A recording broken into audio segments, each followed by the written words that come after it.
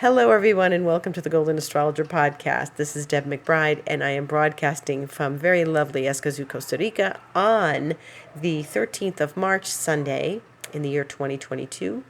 And it is now daylight savings time in the north, and it is not daylight savings time here. So if you think I'm broadcasting later for you than normal, it's really because I'm still in Central Standard Time, and all of you have put your clocks ahead an hour. So I am no longer in the same time zone as Houston, Texas. I am more in the time zone of, the mountain time zone. Okay. So I am 2 hours time difference from New York rather than 1 hour time difference to New York. Just a reference point for all of you. I hope you are all doing very well on this Sun-Neptune day. Now, the Sun and Neptune have conjoined in Pisces today, and, we were kind of revving up to this week. I had mentioned last week the Sun conjunct Jupiter, and it was on its way to Neptune, both in Pisces. And so this is about illumination. This is about the Sun, which illuminates and shines the light into Neptune's fog.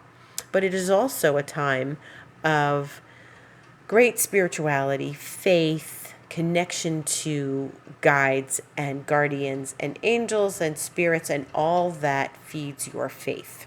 And this is a very important aspect. It only happens once a year. And sometimes we get a real insight into things in our lives as we pass through this aspect every year. And it's very interesting because Neptune is often where we may be, a little bit confused or deluded or have some illusion of some sorts. And the Sun comes in and makes clarity for us.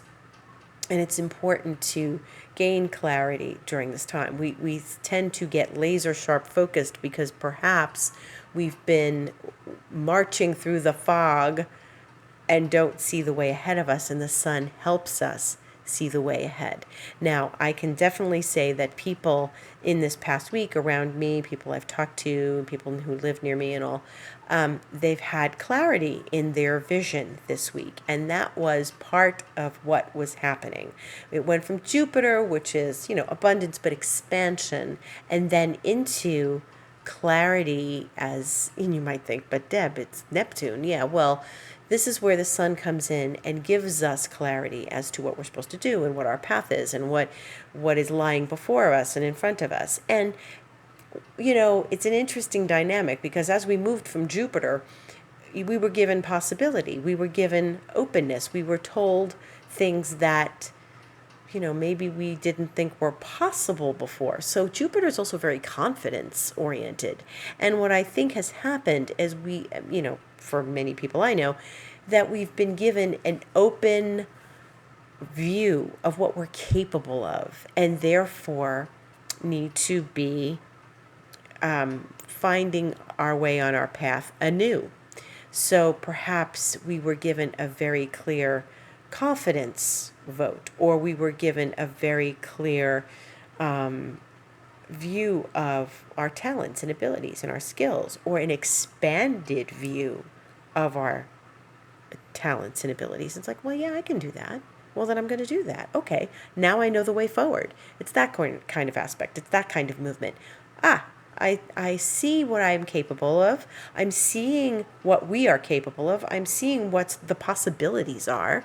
And so let's take those possibilities and move forward on them. That's where the Sun highlighted in this past week all of those things, the possibilities, the talents, the abilities, the confidence to go forward on our path, especially in having faith in ourselves. So where might you not have had faith in yourself, and now you do?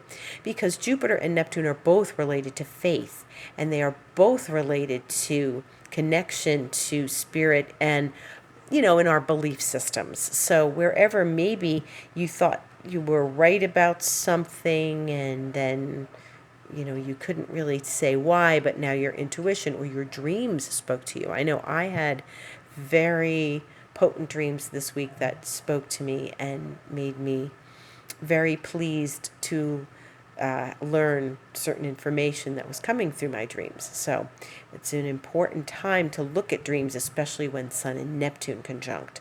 And this is a very illuminating hour. So there we go. Whatever is staying in cloudiness for you should clear up, within the next day or so.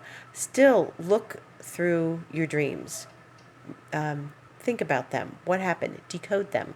What associations do you make to your dreams? And the most important thing is to really connect with the feeling. We're in Pisces. This is all about feeling, and the feeling of what maybe your dreams were telling you, or where your confidence lies, or what is important to be focusing on now, where the illumination has occurred. Feeling into that illumination, not just seeing it, not just the vision, because Pisces is about vision, but feeling it. You must feel. Okay? So that's part of it. Now, this is a very interesting time, because if you follow the planets at all, and if you follow me, you'll know that I've been talking about Aquarius and Pisces.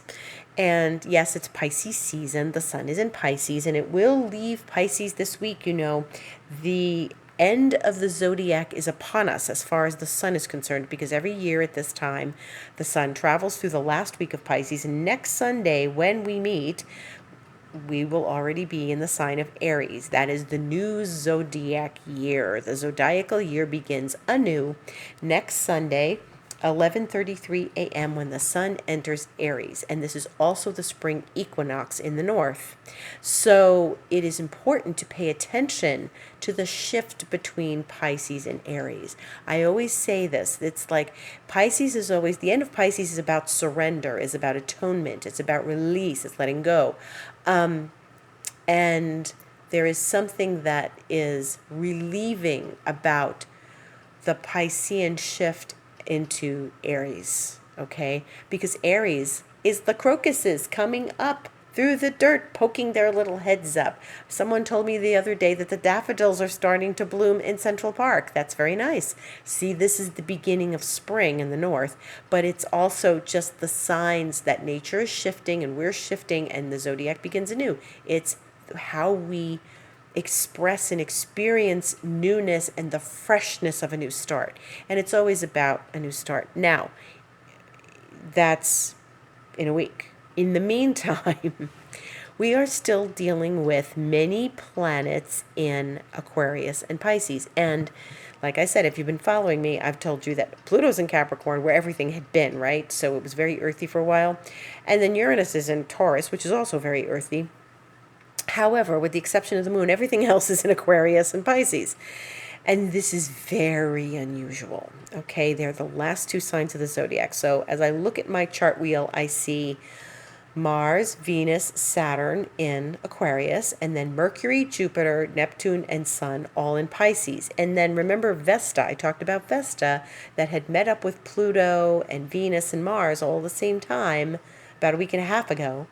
Now Vesta is in Aquarius. So it's Vesta, Mars, Venus, and Saturn in Aquarius, and those other four in Pisces. That's a lot of planets in two signs. The sun will change that when it goes into Aries next Sunday. But this is very important because we are at the end of something. This is signaling wrapping up stuff, endings. And this is more than just, okay, it's the end of winter in the north and we're going into spring. We are wrapping up some significant stuff that's happened over the last few months. The Venus retrograde, the Venus-Mars that's continuing to happen, they are together. The experience of, what we've gone through while Venus was in Capricorn, how many goodbyes we said or shifts and changes we made.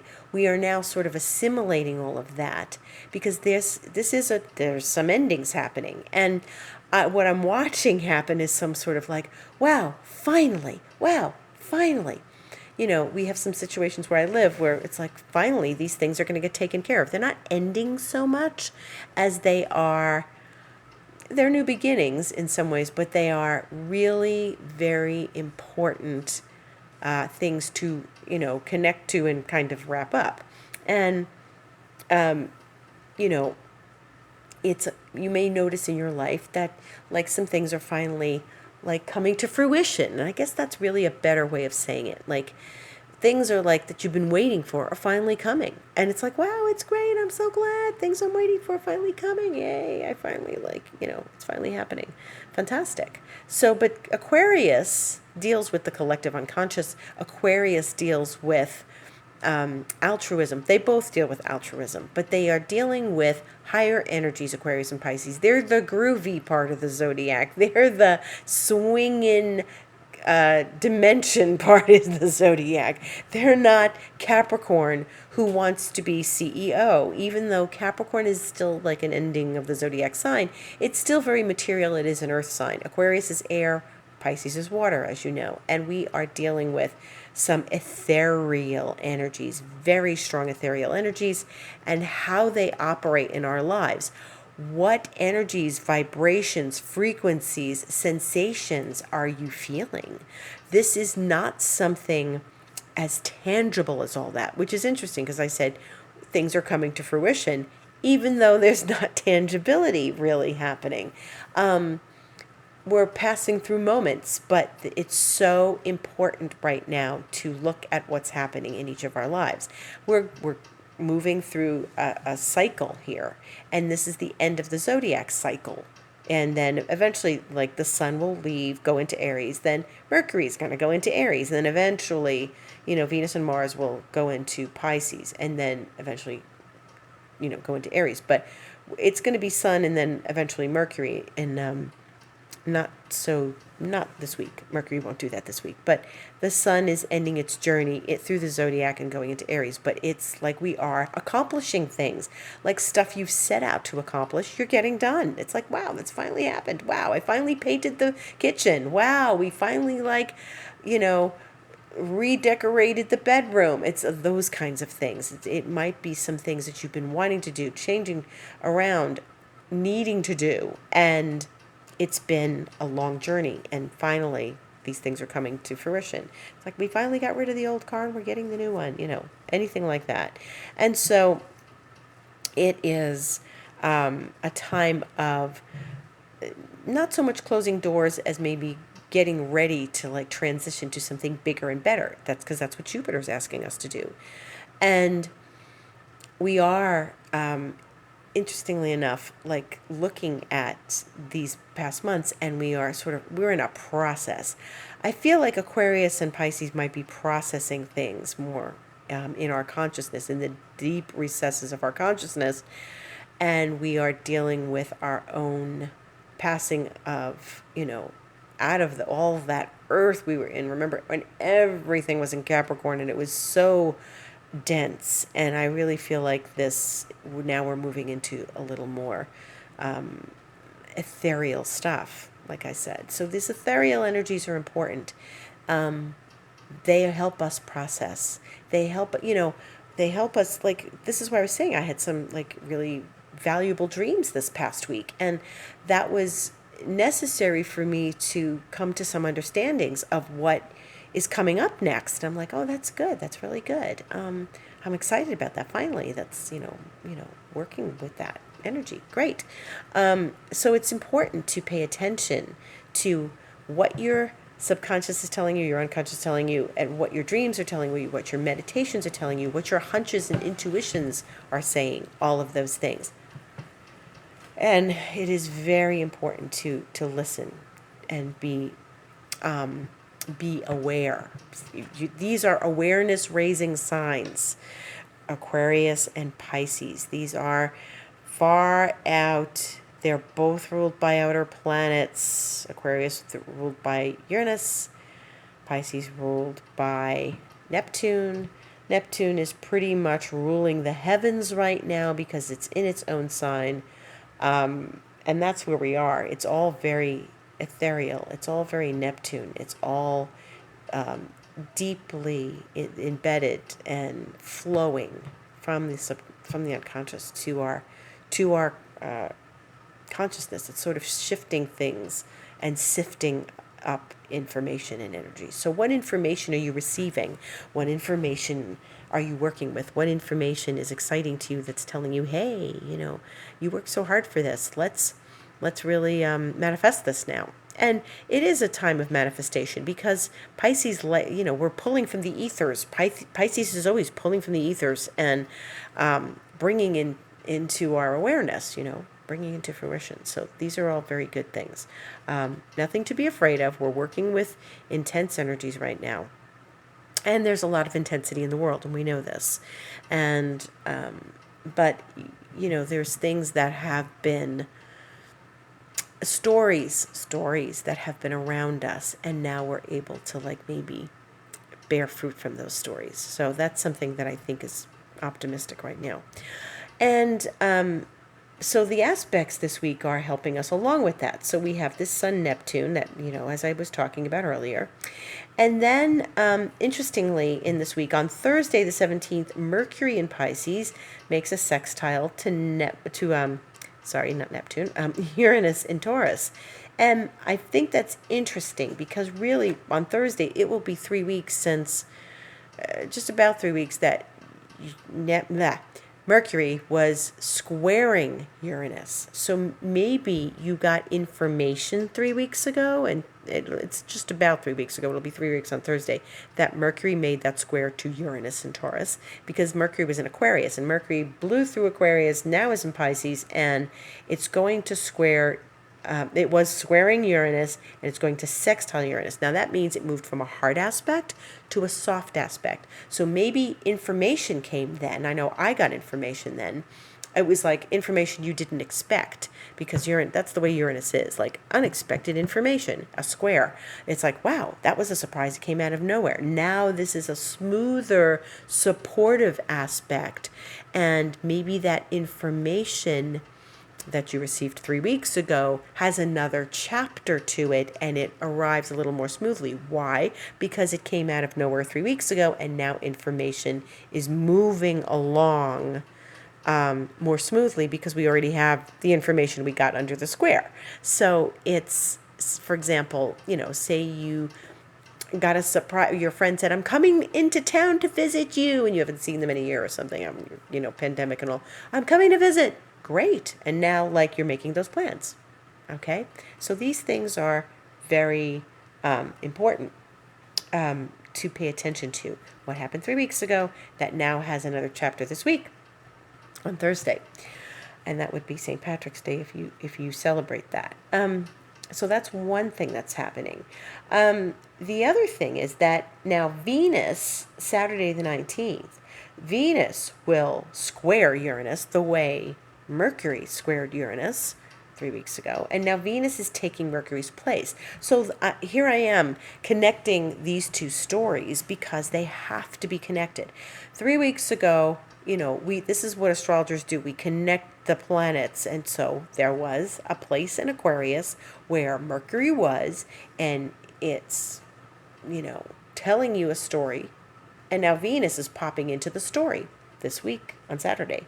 So Mercury is going to have another smooth reflection on that story, and then Venus is going to come in and bring us some information, because Venus is not far from where Mercury was. Uranus hasn't moved much, okay, in the last 3 weeks. It's a slow planet. So for Mercury to come in and talk to Uranus and talk to it again at the same time Venus is coming and talking to Uranus, well, hey, there's a lot of dialogue going on with that surprising planet. So it may be very interesting to note what's going on that is connected to information you may have received 3 weeks ago. So I think it's valuable. Pay close attention to anything that comes to you this week, whether it's information through intuition, information through dreams, information from a friend or a coworker or worker or colleague, whatever, information from your kids. Pay close attention to that. And so there's a story, in that. So there is a lot going on right now because of everything moving through Aquarius and Pisces, and Mercury and Venus are they're working together on this level. So pay attention to that. And this week, also, the sun will be in Pisces and make a very smooth aspect to Pluto on Friday the 18th. And that is the same time there is a full moon. So we've got a full moon this week. We have a lunation. Now, the full moon, okay, so this is Friday the 18th. The full moon is at 27 degrees Virgo. Now remember, the moon is opposite the sun. The sun is in Pisces. The moon will be in Virgo when they're full. They're at 27 degrees, moon and sun. And the moon will be in Virgo, okay? The practical, dutiful, very loyal, hardworking, talented sign of Virgo, okay, and detail-oriented sign of Virgo. So be aware of that. The sun is an ethereal Pisces, talking about, ethereal matters, while the moon is in a practical sign. But the sun is speaking sweetly to Pluto. So Pluto is part of this full moon. Now, it makes a nice relationship. The moon will make a nice relationship to Pluto at 4:11 a.m. Eastern Time on Friday the 18th, and then the sun will make it almost 12 hours later. It will make its nice relationship to Pluto at 3:37 p.m.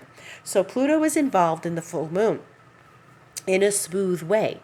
So what does that mean? That means that, it's still Pluto, okay? It's still transformation. It just means that we may be more accepting of the transformation rather than resisting it, because the square is the thing or the opposition is the thing that makes us go, ooh, I don't want to deal with this. This is no. And what's happening is this is a smooth saying, you know what? Time to transform this. We're transforming.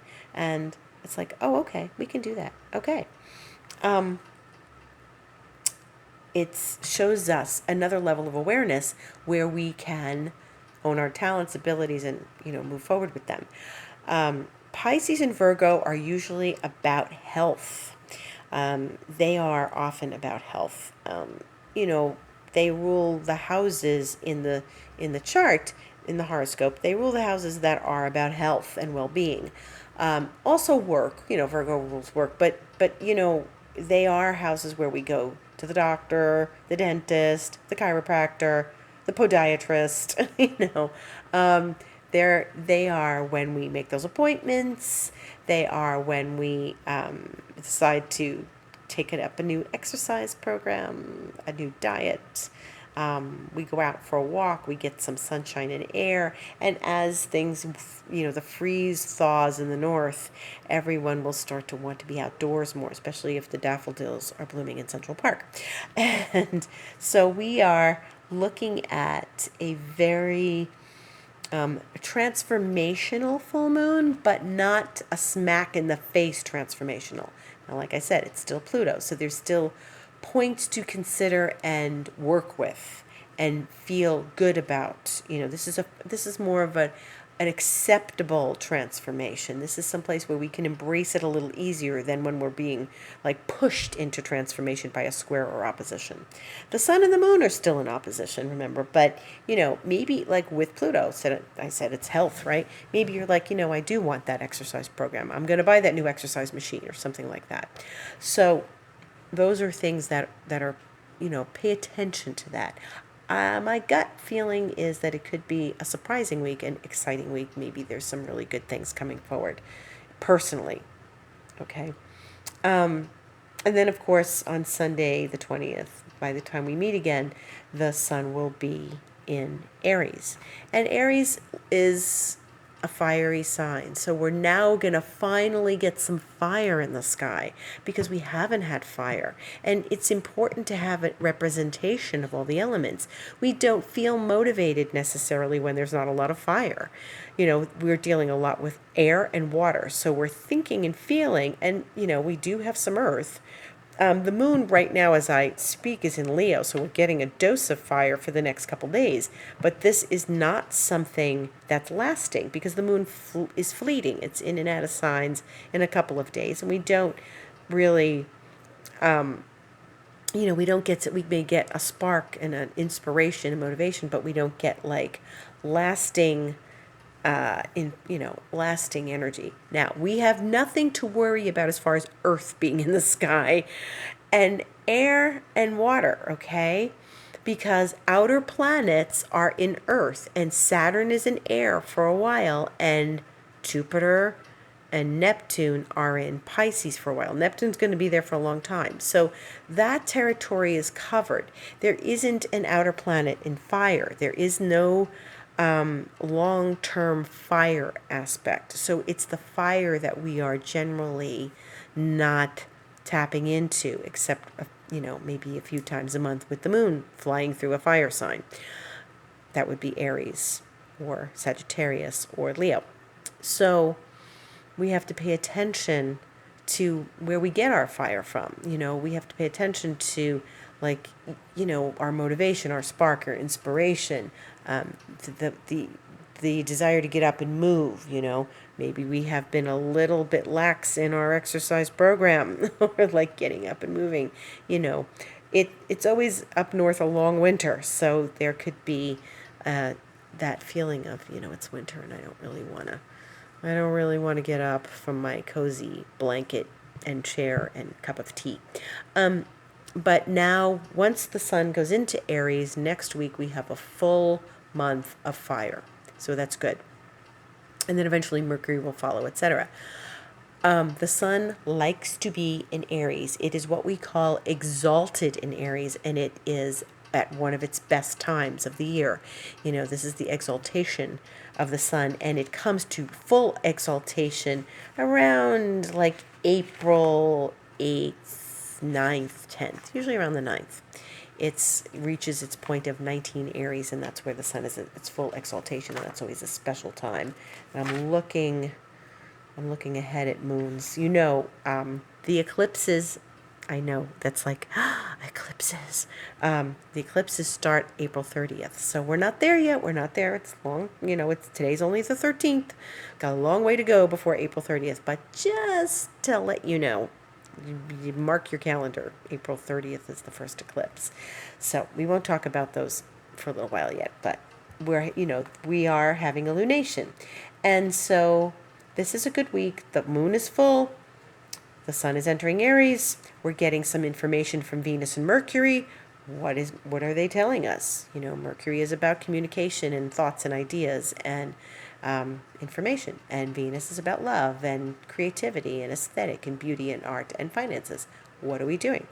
How is this information coming to us? And Venus and Uranus can be a little bit tense as far as friendships or relationships, or the experience of, you wanting like calmness and not chaos. You want serenity and harmony, and maybe it's a little disharmonious because Venus is in independent Aquarius, and Uranus, which rules Aquarius, is in Venus' sign of Taurus. So this is what we call, and Venus is in Aquarius, and this is what we call mutual reception.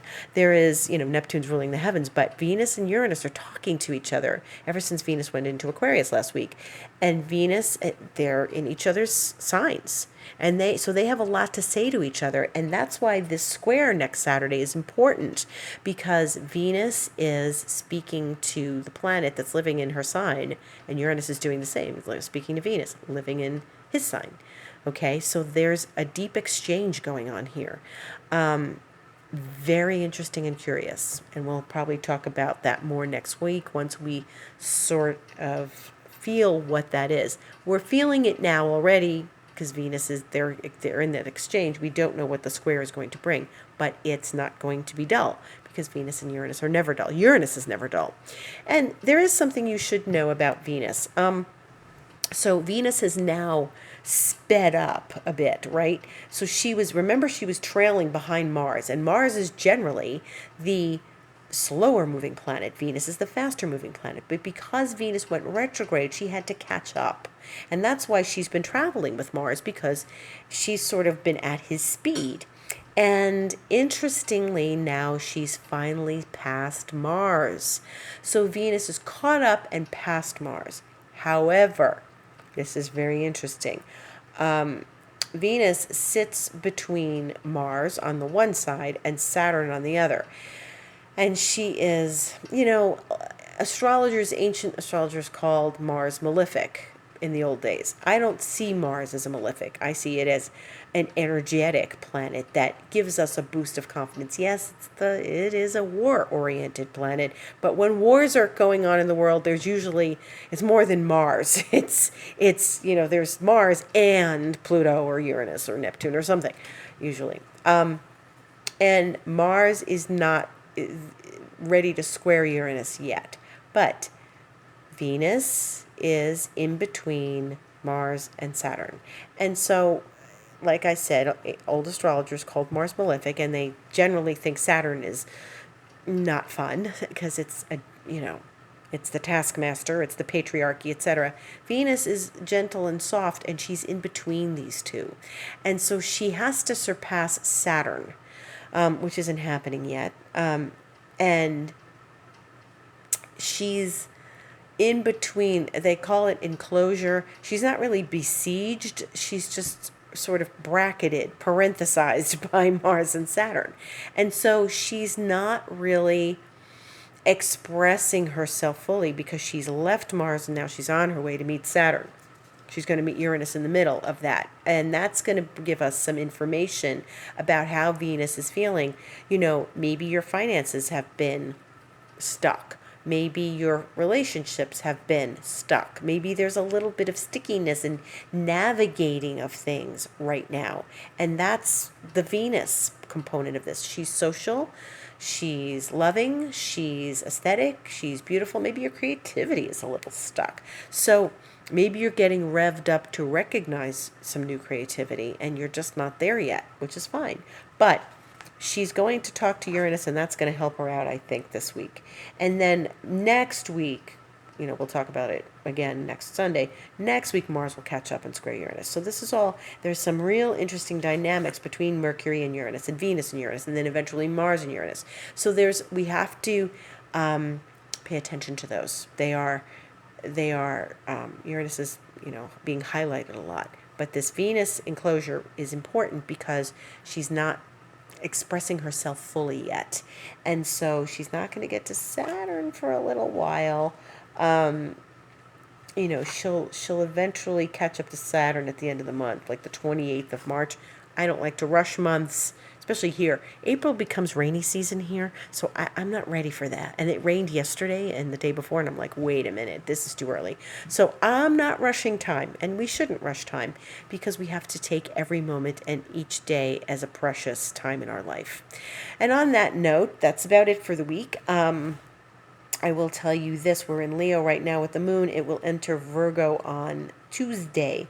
It will go void 6:56 a.m. Tuesday morning on the 15th Eastern Time. And then it will not go into, it will go void, and then it will not enter Virgo till 1 in the morning Eastern Time on Wednesday. It's gonna, it's late my book tells me Pacific and Eastern. So 10 p.m. Pacific time Tuesday night, the moon will go into Virgo. And 1 in the morning Wednesday, the moon will go into Virgo. But it's going to be void pretty much all day on Tuesday. And then, let's see, it's in Virgo all day Wednesday. It's in Virgo on Thursday. It goes void Friday, trining Pluto at 4:11 a.m. And then it goes into Libra 7:26 a.m. So only like a little 3 hours or so, and then it's in Libra, the moon. But that full moon occurs first, 3:18 a.m. on Friday, Eastern Time. So that's technically you're going to see it Thursday night, but the actual aspect doesn't happen. So if you're doing your full moon ritual, you might want to wait till Friday night to do it rather than Thursday, okay? And that's about it. And then we move into Libra, and then it's in Libra really for the rest of the weekend when it goes void Sunday, 8:40 a.m., and then goes into Scorpio, 11:45 a.m. So it's a few hours Sunday morning, it'll be void. But that Virgo full moon occurs 3:18 a.m. Eastern Time, Friday. So you may want to do your ritual after it happens. But I think I have a really good feeling about this week. I think we're going to free up some energy, and that's it. So if you're looking to speak to me in person, you can contact me at the Golden Astrologer.com, book online, or info at thegoldenastrologer.com. I'm on Instagram, The Golden Astrologer, and I am on this podcast every Sunday, and I'm on Twitter at TheAstrology. So you can always message me through Instagram if you need to, or write to me through the Golden Astrologer website. And I thank you so much for listening. I thank you and wish you a beautiful week. Much gratitude to all, and we'll see you again next Sunday. Thanks again.